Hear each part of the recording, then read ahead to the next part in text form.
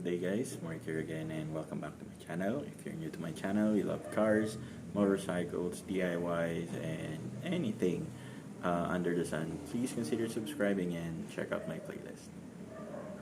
Okay, so good day guys. Ngayong araw is ipapakita ko sa inyo kung paano magkabit ng step seal sa inyong KYMCO XCITING 400. So ang ikakabit ko ngayon is itong laser cut stainless na step seal. So ganitong itsura niya guys. Ayan, stainless. Okay? So very straightforward naman to. Kailangan nyo lang is Phillips screwdriver, basahan kung just in case madumi yung apakan ng inyong exciting. Okay, so una nyo gawin guys is i-test fit nyo muna yung step seal para maisentro nyo siya dun sa kasi nakapatong to dun sa stock na rubber ano ba to? Na rubber protector ng inyong board, step board. So may mga kasama na tong tornilyo guys pagka binili nyo. Okay. So ang kagandahan kasi ng stainless guys, hindi na siya kumbaga hindi na siya hindi siya nagfe-fade, diba?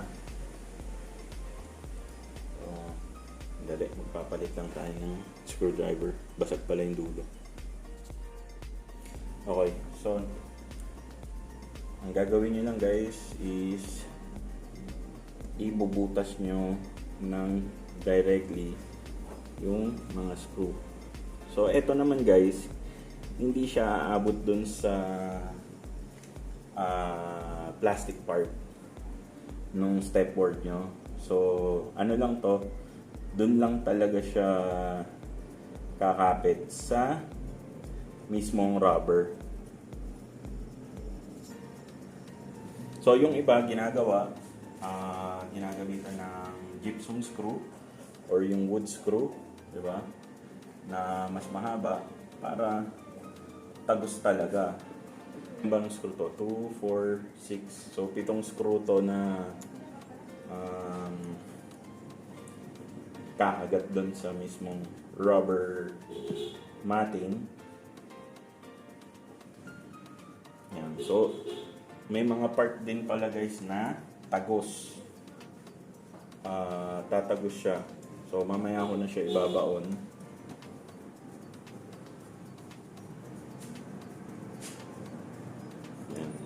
Ano muna natin siya guys.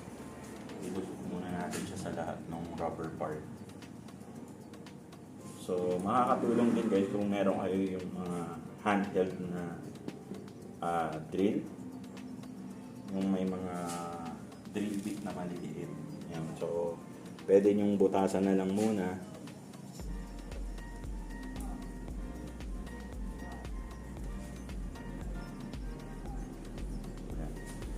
So eto na siya guys pagka tinest fit. Ang gagawin nyo, just in case na wala kayong drill, so ibabaon nyo yan.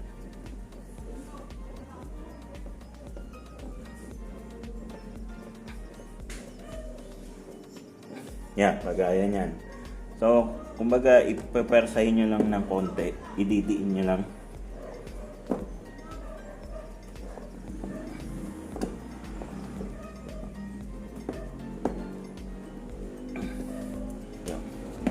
So pagka ganun guys, huwag nyo naman masyadong sosobrahan yung sikip kasi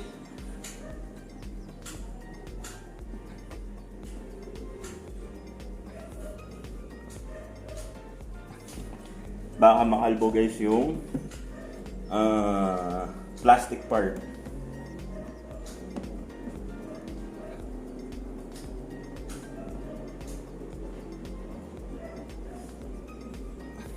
Yan. Tigas din. So isang tornilyo na lang, which is ito.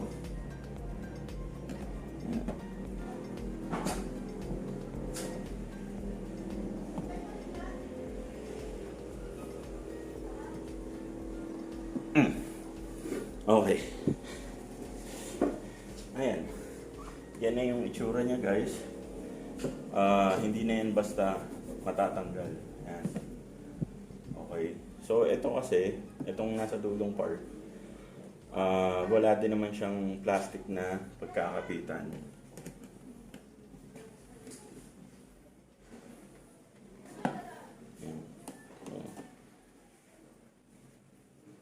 So, yung sa dulong part, which is yan, wala siyang kakapitan na plastic na part. So, i-testing nyo na lang kung nahuhugot.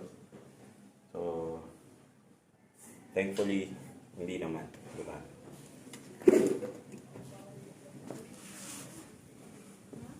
So, yung KYMCO naman na may emblem. Ayan. So, ito guys, pag naglagay kayo ng mga ganito, kumbaga ang downside niyan is may mga times na kailangan nyo silang alisin kasi especially to pag magta-top up kayo or magde-drain kayo ng coolant.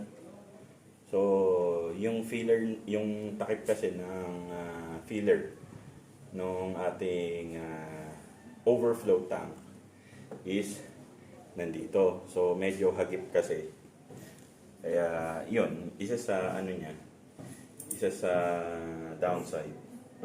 Pero, yun nga, definitely, maganda siya.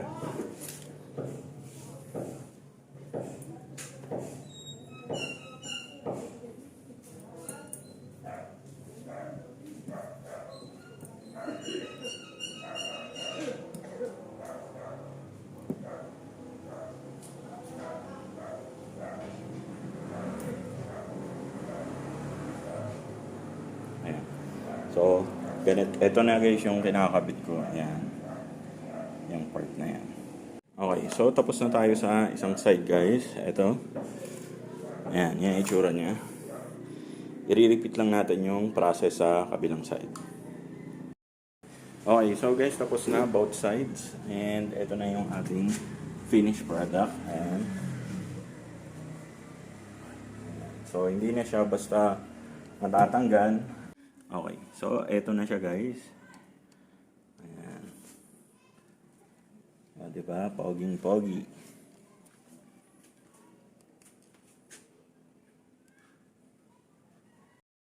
Okay, so hanggang dito na lang guys. Sana nagustuhan niyo yung video natin ngayong araw. Kung nagustuhan niyo, bigyan niyo naman yung video natin ng thumbs up. At kung meron kayong mga request, tutorial, or yung mga DIY na related naman sa ating KYMCO XCITING, mag-comment lang kayo sa baba and susubukan po natin gawa ng video yan. Again, Mark nga pala ulit. Maraming salamat sa pagsama sa akin sa video na to. At kita-kits po tayo sa ating susunod na video.